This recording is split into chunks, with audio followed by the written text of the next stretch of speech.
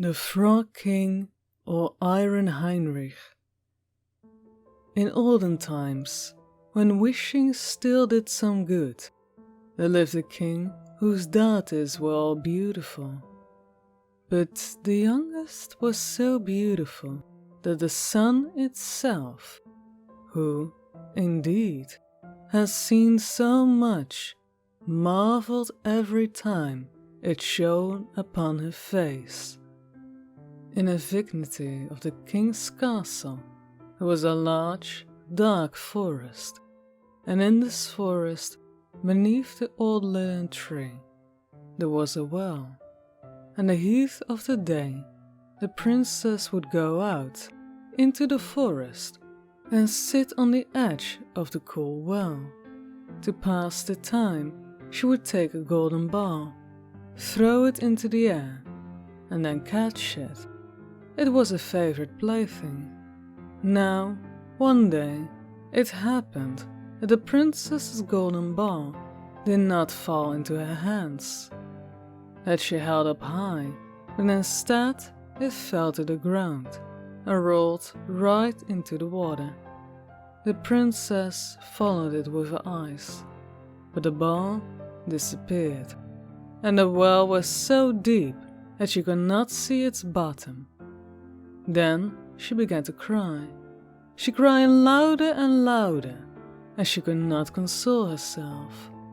As she was thus lamenting, someone called out to her, "What's the matter with you, princess? Your crying would turn a stone to pity." She looked around to see where the voice had come from, and saw a frog, who had struck his thick, ugly head out of the water. "Oh, it's you, old water splasher," she said. "I'm crying because my golden ball has fallen into the well." "Be still and stop crying," answered the frog. "I can help you, but what will you bring me if I bring back your plaything?" "Whatever you want, dear frog," she said. "My clothes, my pearls, and precious stones, and even the golden crown that I am wearing." The frog answered, "I do not want your clothes, your pearls, and precious stone, nor the golden crown. But if you will love me and accept me as your companion and playmate, and let me sit next to you on your table and eat from your golden plate, and drink from the cup and sleep in your bed. If you will promise this to me, then I'll dive down and bring your golden ball back to you." "Oh yes," she said, "I promise all of that to you if you will just bring the ball back to me." But she thought, what is this stupid frog trying to say? He just sits there in the water with his own kind and croaks. He cannot be a companion to a human. As soon as the frog heard her yes, he stuck his head under and dove to the bottom.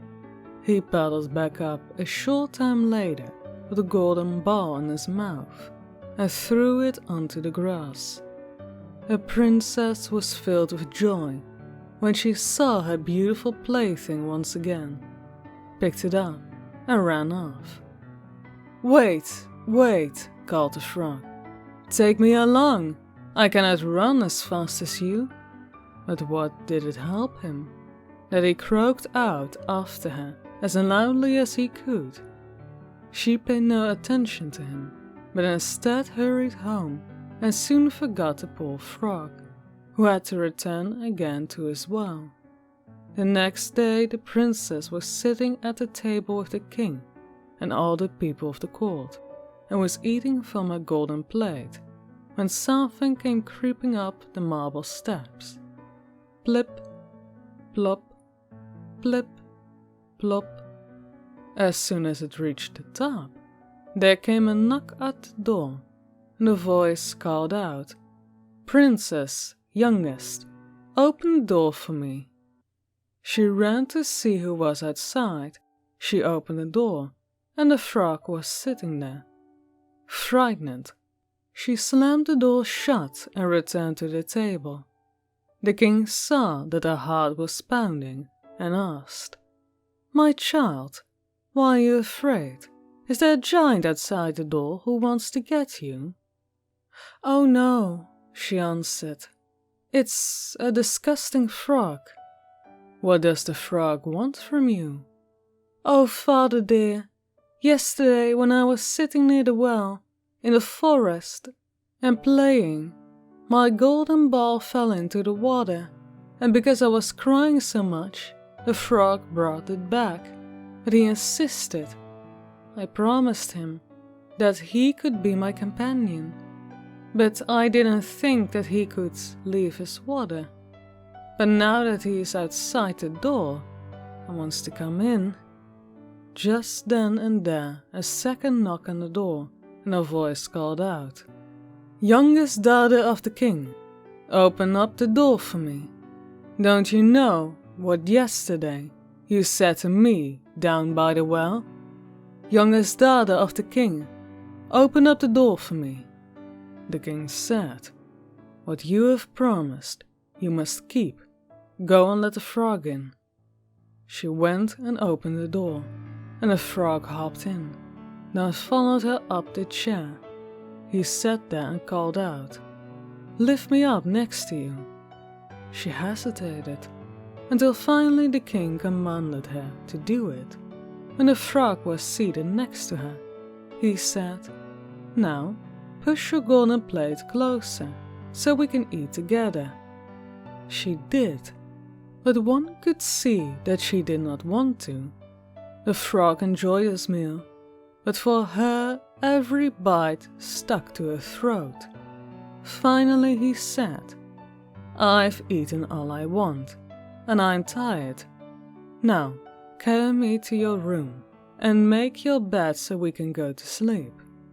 The princess began to cry, and was afraid of the cold frog, and did not dare to even touch him. And yet he was supposed to sleep in a beautiful clean bed. The king became angry and said, "You should not despise someone who has helped you in time of need." She picked him up with 2 fingers, carried him upstairs, and set him in the corner. As she was lying in bed, he came creeping up to her and said, "I'm tired, and I want to sleep as well as you do. Pick me up or I'll tell your father." With that, she became bitterly angry and threw him against the wall with all her might. "Now you will have your peace, you disgusting frog." But when he fell down, he was not a frog, but the prince of beautiful, friendly eyes. And he was now, according to her father's will, her dear companion and husband. He told her how he had been enchanted by a wicked witch, and that she alone could have rescued him from the well, that tomorrow they would go together to his kingdom. Then they fell asleep. The next morning, just as the sun was waking them, a carriage pulled up, drawn by 8 horses. They had white ostrich feathers, and their heads, and outfitted with chains of gold. At the rear stood the young king's servant, faithful Heinrich. He had been so saddened by his master's transformation into a frog that he had placed 3 iron bands around his heart to keep it from bursting into grievous sorrow. The carriage was to take the king back to his kingdom. Faithful Heinrich lifted them both inside and took his place at the rear. He was filled with joy and redemption. After they had gone in a short distance, the prince heard a creak from behind, as though something had broken. He turned around and said, "Heinrich, the carriage is breaking apart." "No, my lord, the carriage is not, but one of the bands around my heart." that suffered such great pain, when you were sitting in the well, when you were a frog. Once again, and then once again when the prince heard a cracking sound and thought that the carriage was breaking apart. But it was the bands singing from faithful Heinrich's heart, because his master was now redeemed and happy.